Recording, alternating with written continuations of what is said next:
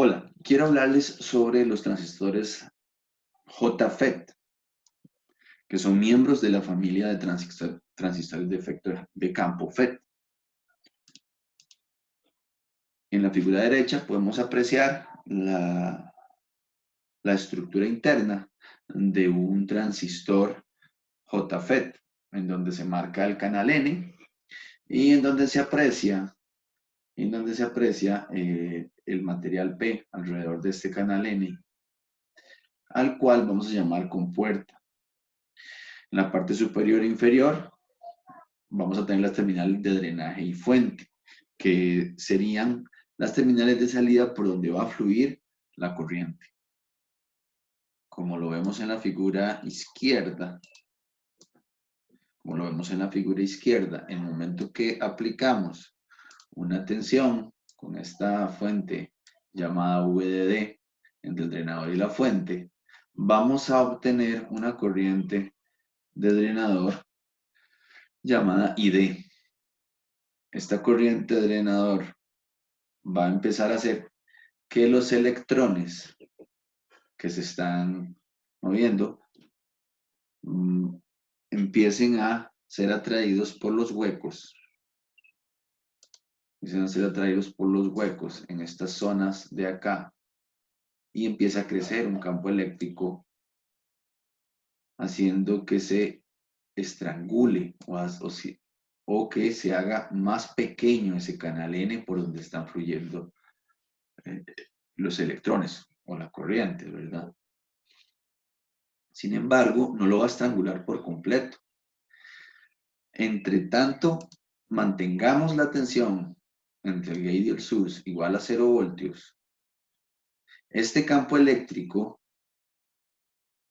va a empezar a estrangular el canal mientras subimos la tensión de VDS hasta el punto en que va a fluir una cantidad de corriente específica, la cual va a ser controlada o regulada por ese canal, y aunque subamos el valor de la fuente VDD, ya no va a fluir o no va a aumentar más de ese nivel la corriente entre el drenador y la fuente.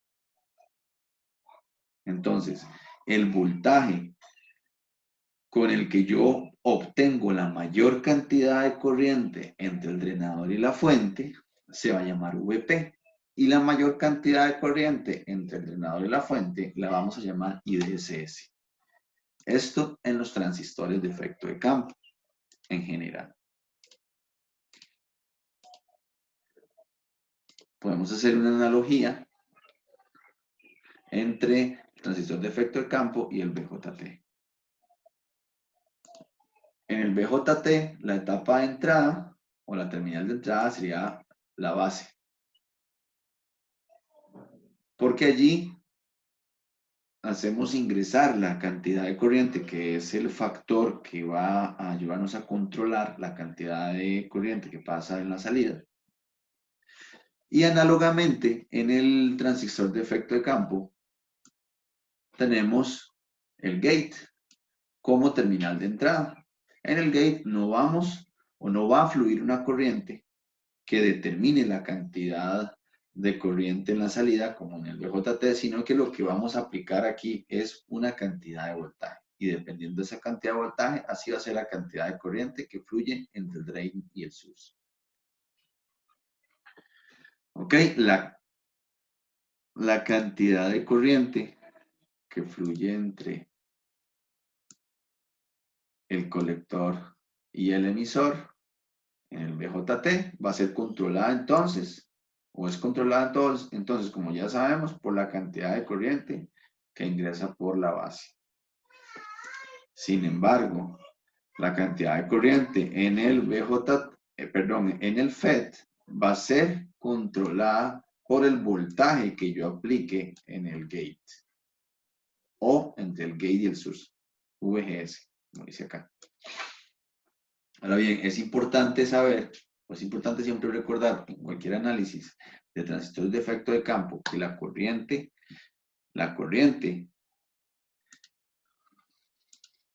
en el gate, la corriente que va a fluir en el gate, hacia el interior del transistor en los transistores de efecto de campo es nula, es igual a cero. Por supuesto que en la vida real esto no es del todo cierto y hay una pequeña corriente fluyendo del orden de los microamperios, inclusive picoamperios en el mejor de los casos. Pero para análisis vamos a recordar siempre que la corriente de gate en los transistores de efecto de campo es cero. Ok. Acá están los diagramas que corroboran lo que estábamos diciendo. La corriente de salida del BJT la encontrábamos con la ecuación beta por IB. Es decir, el factor que nos indicaba o que nos determinaba la cantidad de corriente que iba a fluir en la salida de un BJT era IB, era la cantidad de corriente que ingresaba por la base. Sabemos también que siempre teníamos que polarizar el diodo entre base y emisor de un BJT con una tensión de 0,7 voltios para que la ecuación de IC igual a beta por IB fuera verdadera y pudiéramos aplicar el control de la corriente de colector con base en el nivel de corriente de base. Por otro lado, también teníamos entendido que la corriente de emisor en los BJT no era, en el sentido estricto de la palabra, no era igual que la corriente de colector, sino que la corriente emisor era la corriente de colector más la corriente de base, ¿verdad? Ok. Por el contrario, en los transistores de efecto de campo, la ecuación que nos va a indicar cuál es el nivel de corriente que está pasando por el drain va a ser la ecuación de Chopley.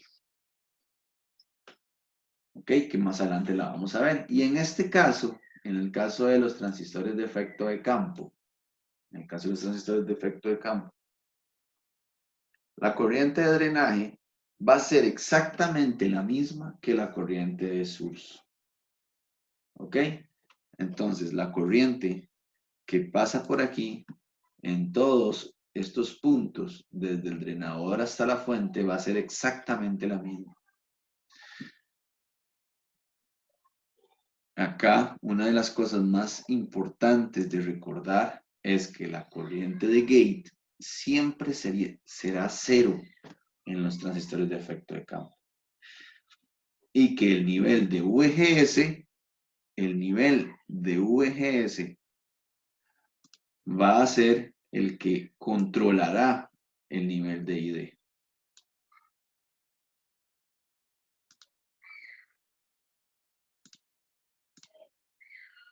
Podemos resumir las características de los JFET de la siguiente forma. Tienen una altísima impedancia de entrada. Esto lo confirmamos porque la corriente de gate en todos los JFET es 0 amperios, ¿verdad? 0 amperios. No hay una corriente fluyendo por el gate, no hay una corriente que pueda fluir por el gate debido a la altísima impedancia de entrada. Esto es súper importante en aplicaciones como amplificador de audio, como circuitos integrados que trabajan con lógica digital a grandes velocidades, como los microprocesadores, los microcontroladores, los receptores de FM, los sintonizadores de audio y video. Todos estos equipos que acabo de mencionar trabajan en su mayoría, y los de mejor calidad trabajan con transistores de efecto de campo. Eso sí, tienen el inconveniente que su ganancia de corriente es menor que en el BJT. siempre vamos a hablar de que la salida de la corriente de un JFET va a estar en el orden de los miliamperios, 15 miliamperios, 18 miliamperios, etc. Su ganancia corriente es mucho menor que en los BJT. Eso sí, son mucho más estables a la temperatura que los BJT. Son muchísimo más pequeños y por eso se utilizan tanto en circuitos integrados. Pero tienen el inconveniente de que son mucho más sensibles a la estática. Entonces, cuando manipulemos transistores de efecto de campo o cualquier transistor de la familia FET o cualquier integrado que esté hecho a base de transistores de la familia FET, lo ideal es tocarlo lo menos posible o tenerlo en la palma de la mano lo menos posible porque son muy fáciles de dañar. Nuestra estática los podría dañar. Estamos hablando de microprocesadores, de microcontroladores, de sintonizadores de audio y video, tanto los televisores como los equipos de sonido, como los radios, como los transmisores de radio, etc. Las placas, estas placas que están hechas a base de estos transistores son sensibles a la estática porque los transistores de efecto de campo trabajan con base en el campo eléctrico, ¿verdad? En el campo eléctrico que, en nuestro caso, la estática podría producir, pues obviamente los afectará.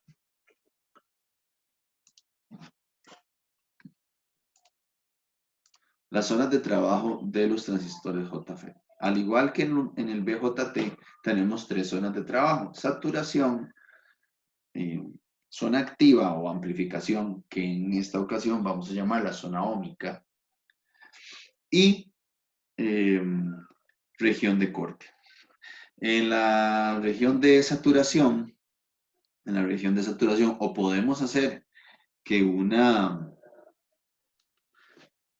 saturación, lo único que tenemos que hacer es colocar el nivel o aplicar entre el gate y el source un nivel de tensión igual a 0 voltios y aplicar una tensión entre drenador y fuente mayor o igual a VP. Habíamos hablado de que VP era el valor de la tensión con el que yo puedo lograr la mayor cantidad de corriente entre el drenador y la fuente, entre el drain y el source. A esa cantidad de corriente máxima le íbamos a denominar IDSS. Entonces, para que el transistor de efecto de campo funcione en saturación, es decir, para que entre el drenador y la fuente fluya una corriente igual a IDSS, tenemos que aplicar una tensión entre el drain y el source mayor o igual a VP.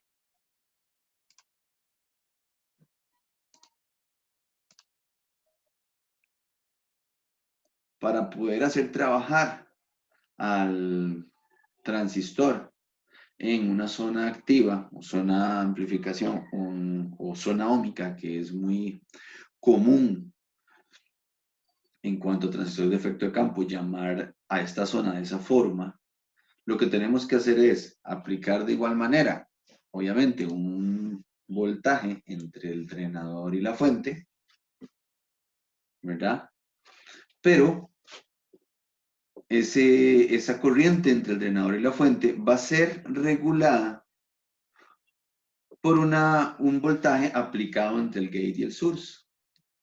Ojo que esta fuente VGG que es la que está ahorita, que es la que está en este momento en el recuadro azul, está al revés.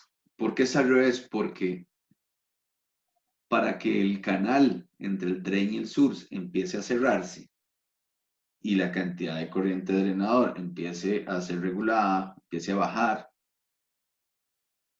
la tensión que tengo que aplicar entre el gate y el source tiene que ser una tensión negativa. Ahora, si yo empiezo a aumentar esa tensión y hacerla cada vez más negativa y más negativa, la tensión de VGG, Si yo empiezo a aumentar esa tensión de VGG y hacerla cada vez más y más y más negativa, llegará a un valor específico de tensión que cierre por completo el canal y que vaya a hacer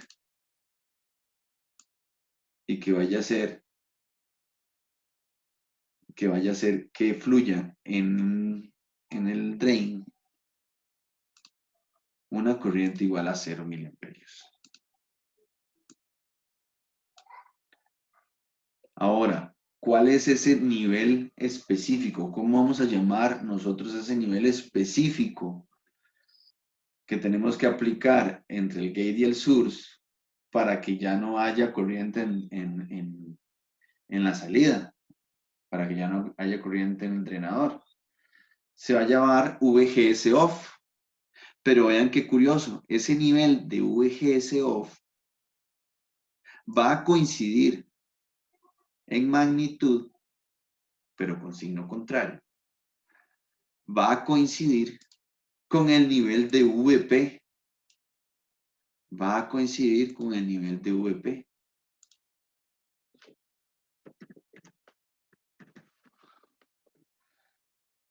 Entonces, muchas veces el fabricante solamente nos va a brindar,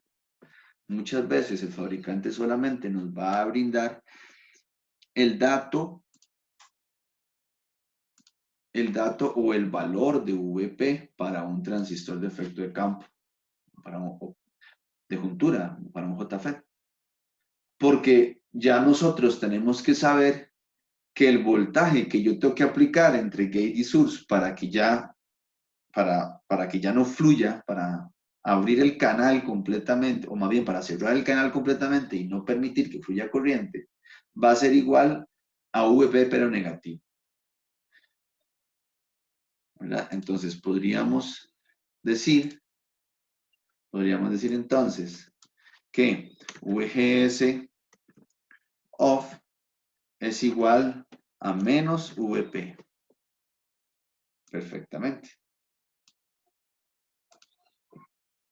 Podríamos decir que VGS off es igual a menos VP en los JFET. Entonces, mientras yo me mueva o mientras yo aplique una tensión entre gate y source con la fuente VGG que está ahí, que vaya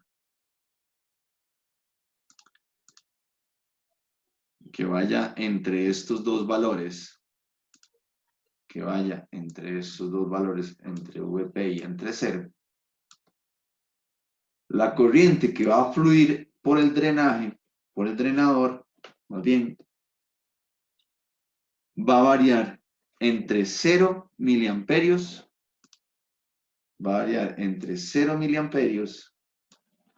y el máximo de corriente que va a ser IDSS.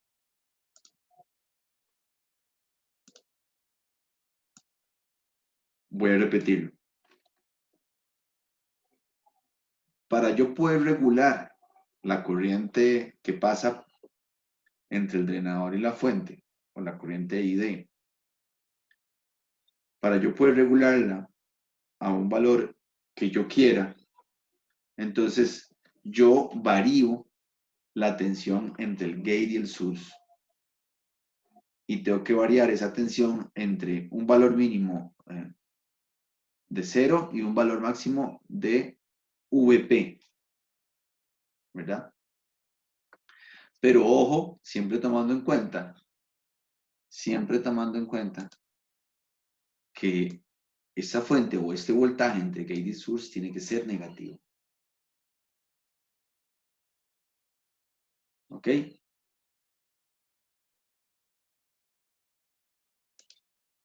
Ahora vamos a analizar la zona de corte. Bueno, se me olvidó decirles una cosa. A esta región activa o amplificación que acabamos de analizar se le llama zona óhmica porque el transistor funciona como un resistor o como una resistencia controlada por voltaje, ¿verdad? Porque regula la cantidad o limita la cantidad de corriente que pasa por aquí, como lo hace una resistencia,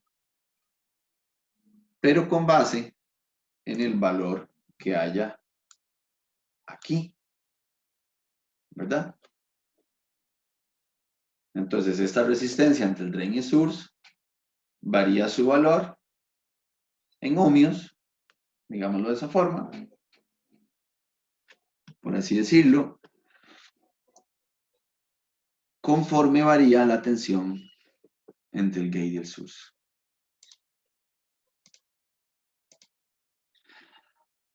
Ahora vamos a analizar la región de corte. La región de corte es, como ya lo sabemos, y de manera análoga que el BJT, cuando ID vale 0 amperios. ¿Ok? ¿Y cómo logramos eso en un JFET? Aplicando entre el gate y el source un valor igual o mayor, pero negativo, eso sí, que VP. ¿Ok? Les repito, en el momento en que yo necesito que ya no haya corriente entre el drenador y la fuente, ya no haya corriente de ID, entonces aplico entre el voltaje, entre el gate y la fuente, o sea, VGS, aplico una tensión cuyo valor sea igual o mayor a VP en magnitud, pero con un signo opuesto, es decir, un voltaje negativo. ¿Sí? Así como se aprecia en la fuente VGG, que está señalada por la flecha azul y que se puede observar que está al revés en comparación con VDD. Ok, entonces como pueden observar es más sencillo, es mucho más sencillo saturar un transistor JFET que un BJT, porque en el transistor BJT nosotros teníamos que calcular la corriente de base, teníamos que calcular con beta, tendríamos que calcular varios factores. En cambio, en los JFET lo único que teníamos que hacer es poner el gate a tierra directamente y que sea 0 voltios lo que haya entre gate y source. Y ya con eso solamente subimos la tensión,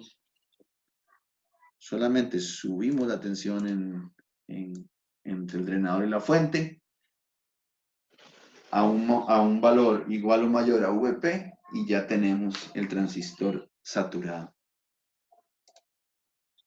No hay que hacer análisis ni cálculos de nada, sino que sencillamente seguimos las instrucciones del fabricante. El fabricante nos brinda el dato de VP y el dato de IDSS, el host del fabricante. De igual manera el corte. En el corte sencillamente yo aplico una tensión negativa con un valor igual o superior a VP en el gate. Y listo, se cortó el transistor. No pasa más corriente en la salida. Es curioso porque en el BJT es al revés, ¿verdad? Yo tengo que tengo que dejar de aplicar, en este caso, una corriente a la base para que se corte el transistor. En el JFET más bien tengo que aplicar una corriente negativa a la base. Y esta que tenemos acá es la ecuación de choque. No se asusten, no es tan poco amigable como se ve. Esto que tenemos aquí, IDSS, nos lo da el fabricante. VGS off, que va a ser un valor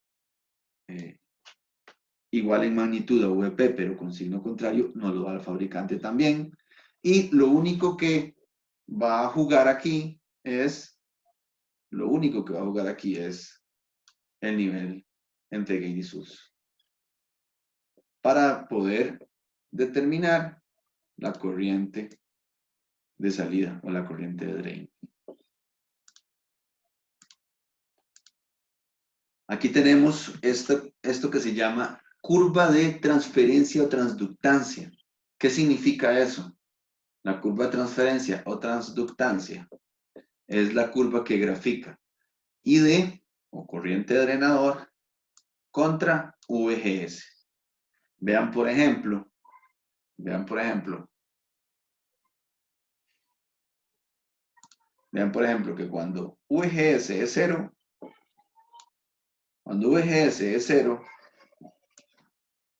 yo puedo tener una corriente máxima en el drenador. Yo puedo tener una corriente igual a IDSS. Pero cuando VGS llega a un valor lo suficientemente negativo, que va a coincidir con el valor de VP, entonces la ID va a ser 0.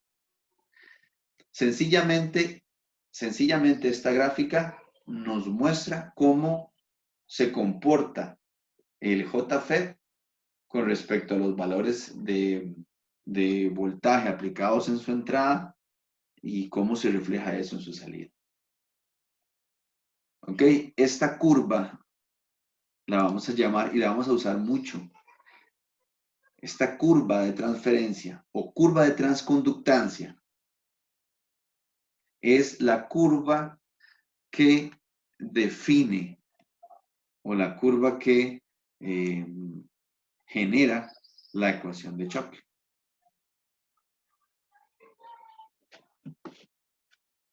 La ecuación de Chocli. En este caso, la ecuación de Chocli, en este caso, aunque aquí no se ve, pero voy a ponerlo por acá. Aquí hay un pequeño error. La ecuación de Chocli va elevada al cuadrado, acá, en este paréntesis. ¿Ok? La ecuación de Chocli es una ecuación cuadrática. Y por lo tanto, genera una forma de gráfica cuadrática, ¿no? Que es esta que tenemos acá, a la derecha. Esta curva la vamos a usar mucho, entonces es importante entenderla. Abajo en el eje X tenemos los valores de VGS, valores negativos de VGS. Y en el eje Y tenemos los valores de corriente en el drenador. Entonces vemos que mientras más negativo se vuelve VGS, menos 1, menos 2, menos 3, menos 4, menos corriente puedo tener en el drenador. Pero entre más cercanito a 0 está VGS, más corriente hay, o más corriente puede haber en el drenador. Sin embargo, vean que, como dijimos al principio, lo hemos repetido varias veces, hay un punto máximo. No hay más corriente en el drenador, no va a haber más corriente que, en este caso, con esta gráfica, 8 miliamperios. No va a haber más corriente que 8 miliamperios. Hay otros JFET que manejan un poco más de corriente.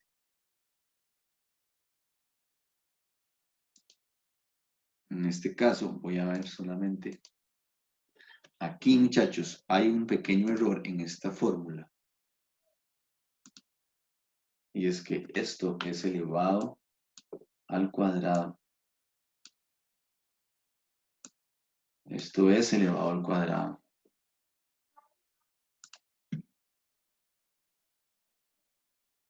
¿Ok?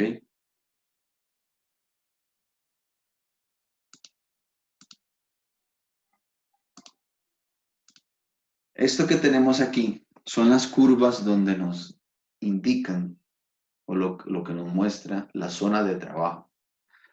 Estas curvas son las curvas que nos grafican la corriente de drenaje en función de VDS. VDS vendría a ser esta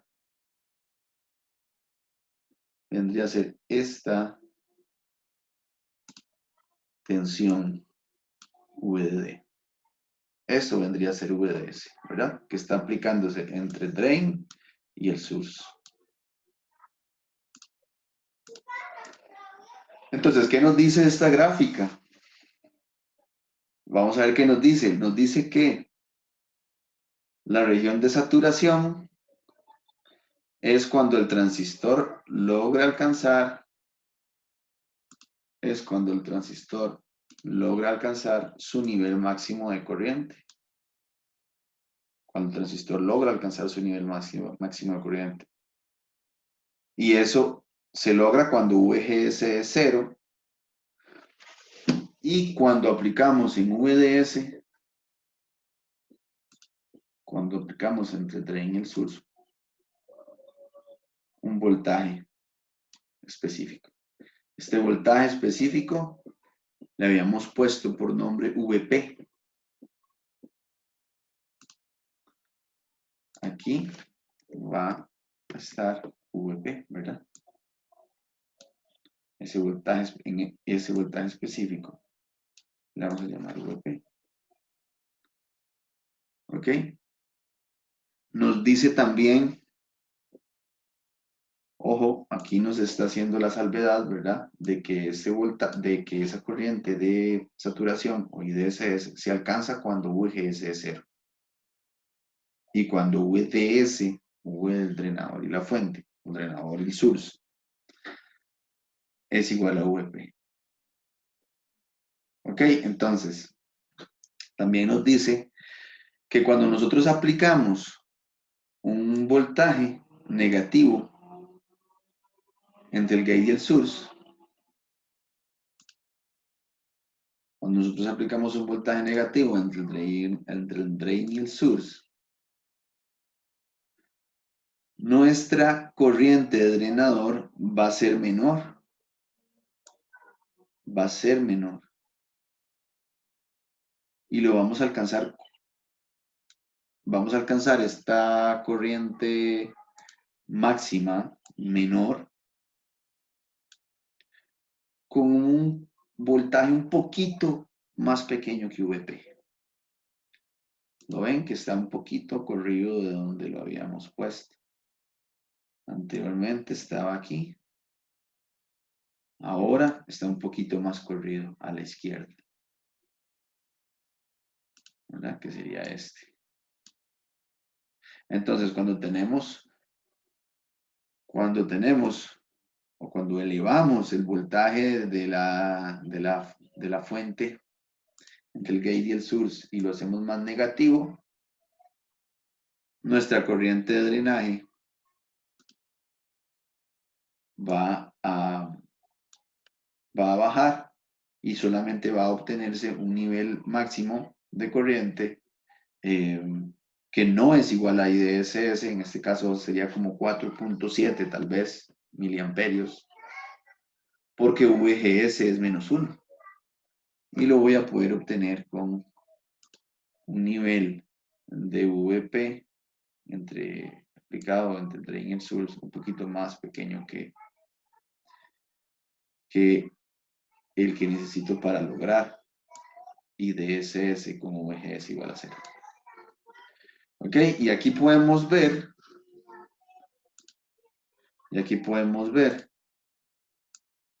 cómo conforme yo voy aumentando la tensión entre el gate y el source,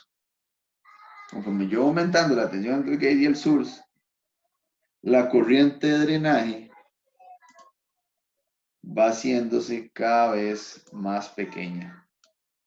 Estaba aquí, ahora está aquí, ahora está acá, hasta que yo aplico esta tensión de aquí, hasta que yo aplico esa tensión de ahí, la que queda encerrada en rojo, ya definitivamente la corriente en el drenador va a ser completamente cero. Va a ser completamente de cero. ¿Ok? Acá tenemos las dos curvas y podemos ver Vean, por ejemplo, cuando yo tengo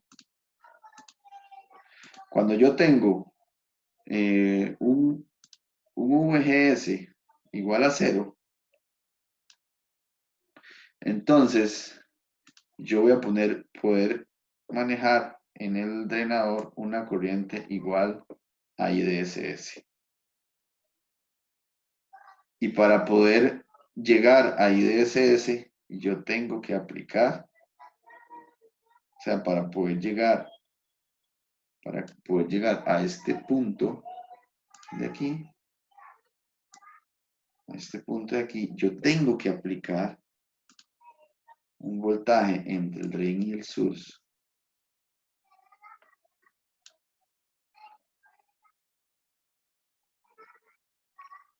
específico.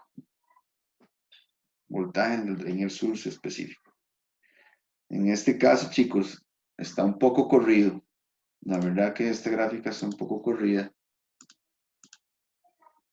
porque esto debería coincidir aquí. En 4, ¿verdad? VP debería ser 4.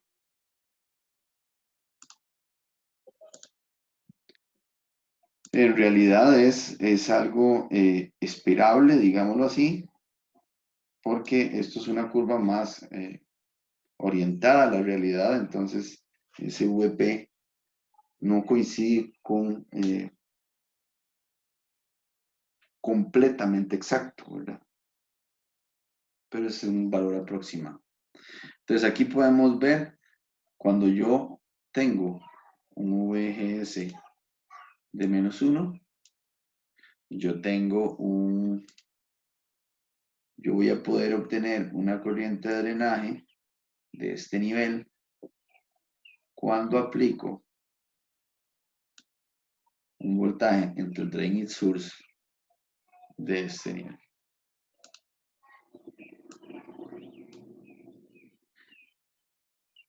¿Sí? Vean cómo las gráficas se van complementando. Cuando yo aumento o hago más negativo VGS, voy a tener un valor de corriente menor en mi salida. Y ese valor de corriente menor lo puedo alcanzar con un poquito menos del VP que necesito para que sea IDSS lo que tenga en la salida. ¿Ok? Entonces, vamos a ver estos ejemplos. ¿Cuál sería la corriente de drenaje de un dispositivo de canal N que cuenta con un valor de IDSS igual a 10 miliamperios y VP igual a 8 voltios? Y los siguientes valores de VGS. Entonces, hay que calcular con la ecuación de Shockley y sustituir los valores sencillamente. Aquí nos están dando IDSS y nos están dando VP. En la ecuación de Shockley, en la ecuación de Shockley nos estaban pidiendo VGS off, pero sabemos que, como habíamos visto anteriormente, VGS off es igual a menos VP. Quiere decir entonces que en este caso VGS off es igual a menos 8 voltios. ¿Sí? Ok, sencillamente sustituimos los valores y calculamos. ¿Cómo se muestra a continuación? Vamos a hacer el primero. Ok, tenemos IDSS aquí. Tenemos IDSS aquí. Tenemos IDSS ahí. Tenemos que VP es 8 voltios y por lo tanto VGS off, VGS off es menos 8 voltios. Y vamos a hacer el primer caso que era con un VGS de menos 6. Sustituimos en la ecuación de Shockley. Sustituimos en la ecuación de Shockley. Ojo aquí. Va elevado al cuadrado ese paréntesis. Chicos, porfa. Va elevado al cuadrado ese paréntesis. Sustituimos en la ecuación de Shockley. Y vamos a tener un resultado que corresponde a 625 microamperios. ¿Ok?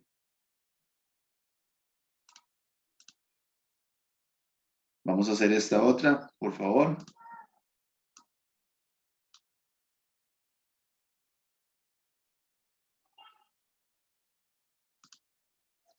Ahora esta.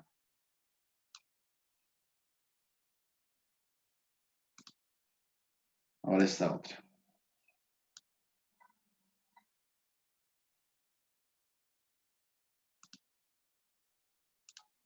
Ok, tenemos este otro ejercicio. ¿Cuál sería la VGS para que un transistor FET trabaje en las siguientes condiciones?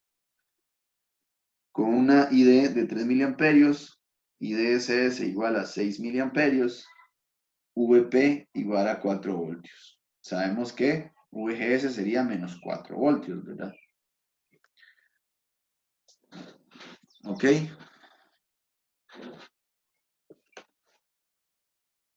Entonces, vamos a hacer la primera.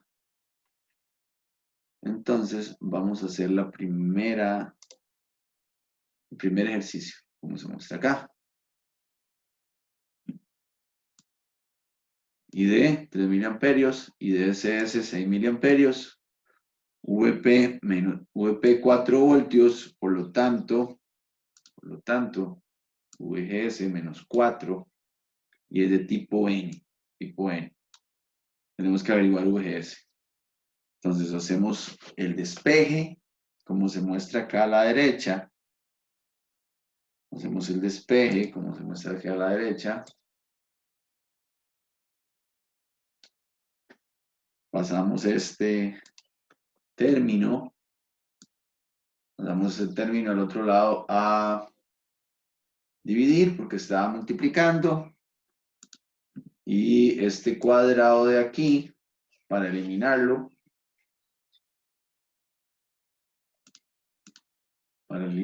sencillamente hacemos esta raíz. ¿Sí? Luego pasamos este 1 a este otro lado. Estaba sumando acá, pasa acá negativo. Este negativo se conserva de este lado, no lo hemos tocado. Y luego agarramos VGS off. Yo me estoy trayendo de una vez el negativo, que está VGS off negativo. Está dividiendo y pasa al otro lado a multiplicar. ¿Ok? Entonces, a la hora de sustituirlo, recuerden sustituir VGS off con un signo negativo. Y les va a dar esto que está aquí, ¿verdad? Menos 1,17 voltios. Esa sería la tensión de VGS. ¿Ok? Ahora hagamos este otro.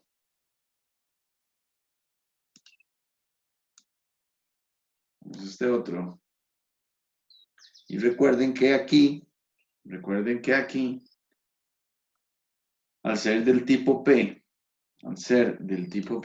el VGS off,